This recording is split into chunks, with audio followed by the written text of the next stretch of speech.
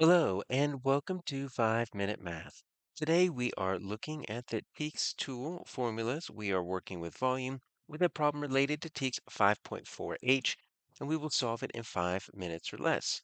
If you haven't done so already, please go ahead and take a moment to pause the video, work these problems out on your own, unpause it, and we will look at our answers together. So we've got rectangular prisms.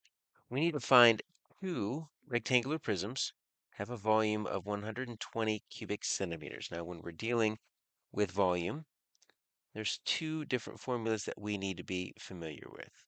Right? So volume equals length times width times height, and it also equals base times height.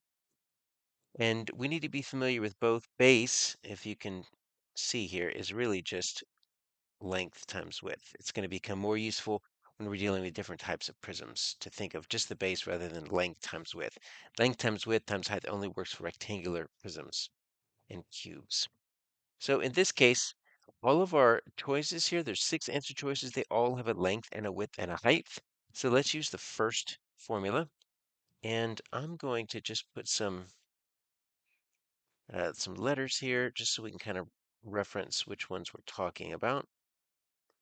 And let's just set them up over here on this blank area, and let's just go ahead and get started. So area equals length times width times height. So I'm just going to go from left to right here.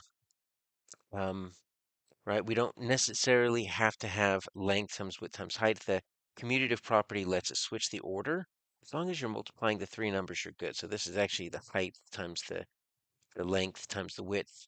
But let's just do 4 times 12 times 3, right? Now, there's a few different ways we can do this. I always like to look to see, are there any easy multiplication problems, right? So I want to rearrange this. I want to put these here, and I want to go 4 times 3 times 12, because 4 times 3 is 12, and now I'm thinking 12 times 12, it's going to equal 144. If you wanted to, you could have done 12 times 3, that would have been 36, but now we're stuck with 36 times 4. So it's not A. Let's do B, 6 times 5 times 4. 6 times 5 times 4, right? I like 6 times 5, that's 30, because now I can do 30 times 4. 4 times 3 is 12. And add that 0 is 120. So that looks good. You might have done 4 times 5, right? If you did 4 times 5 times 6, that could also work. That's 20. And then times that 6 will also get you that 120. So that was a fairly easy one to multiply mentally, and that's one of our two answers. Let's keep going. 4, 10, 3. So 4 times 10 times 3. We could do 4 times 10, that's 40 times 3. We could also do the 3 times 10, and that would end up being 30 times 4.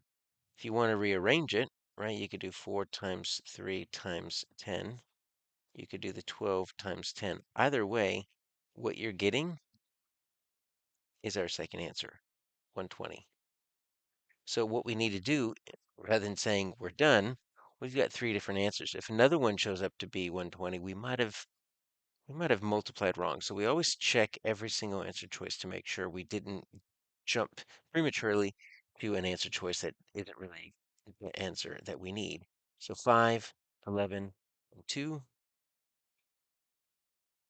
All right, I think I want to rewrite this one to 5 times 2. Let's rearrange those two times 11. Just because I know 5 times 2 gets me 10, right? And multiplying by 10 is easy. That's going to be 110, not an answer. 6, 6, and 4.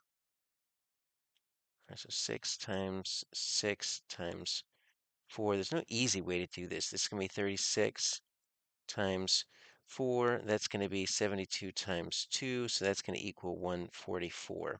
So I'd kind of doubled and halved it. That could work. You could also do the 2 by 1 multiplication. Finally, 2, 12, and 6. 2 times 12 times 6. I'm going to do 2 times 6 times 12. That's going to get me 12 times 12. 144. So our answers are B and C.